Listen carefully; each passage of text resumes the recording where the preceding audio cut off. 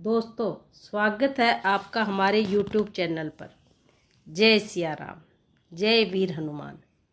भक्तों, जब भी शक्ति और वफादारी की बात होती है तो भगवान विष्णु के वाहन पक्षीराज गरुड़ और उनके सबसे शक्तिशाली अस्त्र सुदर्शन चक्र का नाम सबसे पहले आता है। गरुड़देव को अपनी गति पर घमंड था, सुदर्शन चक्र को अपनी अजय शक्ति पर, और द्वारका की महारानी सत्यभामा को अपने रूप और सौंदर्य पर।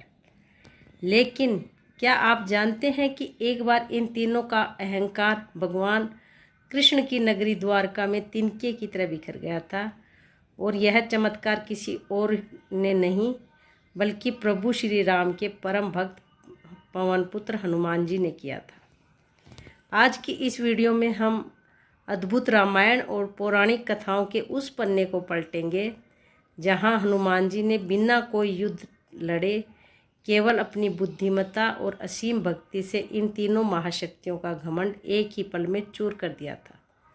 वीडियो को अंत तक जरूर देखिएगा, क्योंकि आज आपको भक्ति की असली शक्ति का एहसास होने वाला है। यह बात द्वापर युग की है।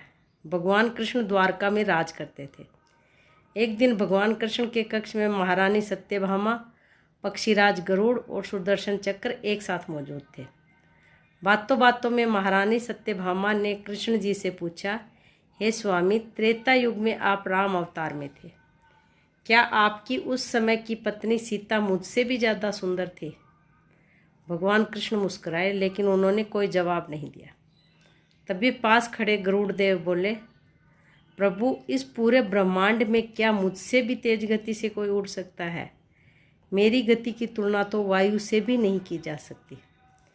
गरुड़ की बात खत्म ही नहीं हुई थी कि सुदर्शन चक्र ने भी गर्व से कहा कि प्रभु, संसार की कोई भी शक्ति मेरे सामने नहीं टिक सकती। मैंने बड़े बड़े असुरों का संहार किया है। ब्रह्मांड में सबसे शक्तिशाली तो मैं ही हूँ। भगवान कृष्ण समझ गए कि उनके इन तीनों करीबियों के मन में अहंकार यानी घमंड ने जन्म ले लिया है, और भगवान अपने भक्तों का कल्याण करने के लिए उनका घमंड कभी रहने नहीं देते। कृष्ण जी ने मन ही मन एक लीला रची और उन्हें याद आए पवन पुत्र हनुमान। गंधमादन पर्वत पर सुंदर दृश्य, जहां हनुमान जी की आंखें बंद करके राम नाम का जाप कर रहे थे। दूसरी तरफ श्री कृष्ण गरुड़ को निर्देश दे रहे हैं। भगवान कृष्ण ने गरुड़ देव से कहा, गरुड़, तुम तुरंत गंधमादन पर्वत पर जाओ, वहाँ हनुमान जी रहते हैं।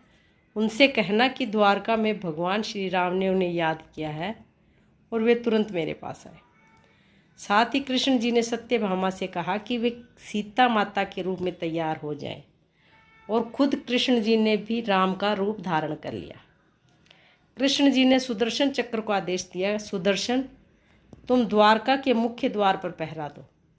ध्यान रहे, मेरी अनुमति के बिना द्वारका के अंदर कोई भी प्रवेश ना करने पाए, चाहे वह कोई भी हो। गरुड़देव अपनी तेज गति के घमंड में उड़ते हुए गंधमादन पर्वत पहुँचे। उन्होंने हनुमान जी को प्रणाम किया और कहा, वानरराज, द्वारका में भगवान कृष्ण ने आपको बुलाया है। वे श्री राम का रूप धरकर आपकी प्रतीक्षा कर रहे हैं। आप बूढ़े हो चुके हैं, मेरी पीठ पर बैठ जाइए, मैं आपको पलक झपकते ही द्वारका पहुंचा दूंगा। हनुमान जी ने गरुड़ के मन के अहंकार को भांप गए।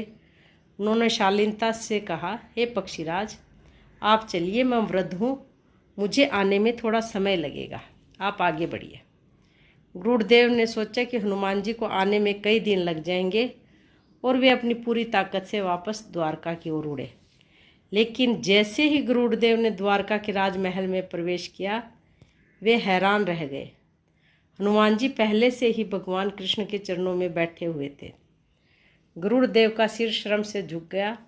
उनकी गति का घमंड एक ही पल में टूट चुका था।